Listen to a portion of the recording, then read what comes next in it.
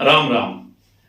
बुध ग्रह की सबसे दयनीय स्थिति उस समय हो जाती है जब इंसान को सुगंध और दुर्गंध मतलब फील होनी, महसूस होनी बंद हो जाती है।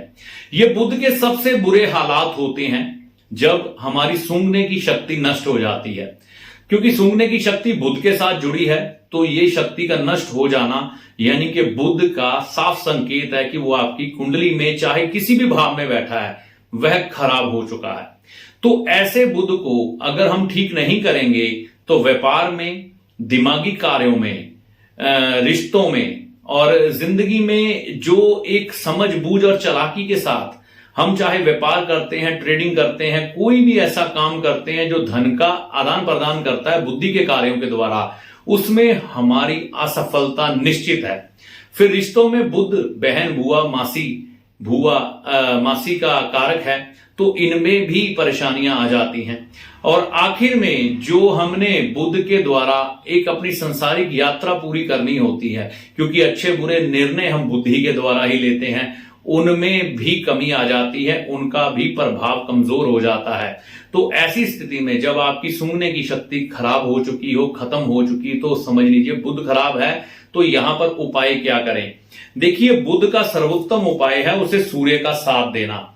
सूर्य जो कि ज्ञान के कारक है, तो उनके देवता जो है ना, उनके जो देवता हैं वो भगवान विष्णु जी हैं, सूर्य भगवान के।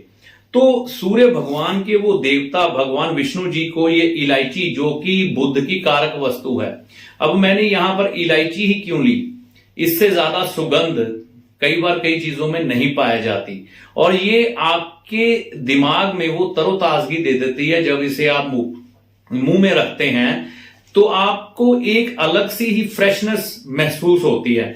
जो इसके अंदर वो बीज होते हैं ना इलायची के, वो भी एक अलग तरह का फील, फ्रेशमेंट आपको देते हैं। तो बुध कहीं ना कहीं युवराज है।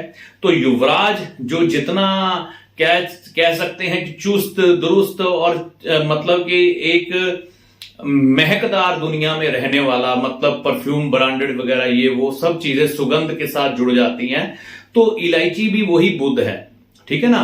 तो बुध भी यानी कि वो सुगंध है, वो युवा अवस्था या एक फ्रेशनेस। युवा इंसान फ्रेश ही होता है, मतलब छलांग मार के उठेगा, कुछ भी काम बड़ी तेजी के साथ कर देगा, ठीक है ना। एक जल्दबाजी, एक फ्रेशनेस युवा व्यक्ति में दिखाई देती है।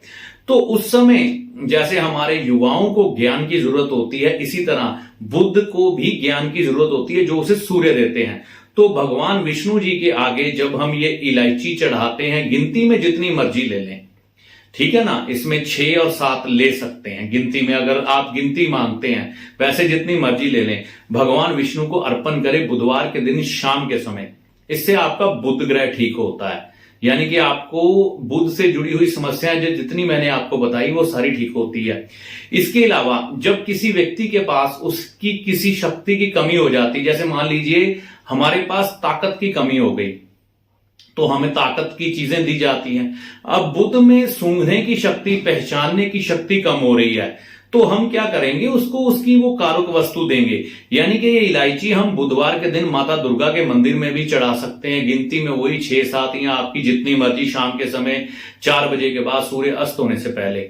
और खुद में करंट लाने के लिए, यानी कि खुद का दिमाग अच्छा करने के लिए, हम बुध की ये इलायची अपने मुंह में भी रख सकते हैं। इसके स्वाद से, इसकी गंध से जब हमारे नथुनों में इसकी एनर्जी जाती है तो भी बुध ग्रह ठीक होता है। तो ये सिद्धांत लॉजिकल है, इसको समझना है। बुध की वो कारक वस्तु जो सुगंध से भरी हुई है, सूर्य के पास देनी है, जिससे कि बुद्धि में ज्ञान भरे और क्या हो, हमें पहचानने की जो शक्ति है, सुगंध और दुर्गंध, ये कायम हो जाए, अच्छी हो जाए।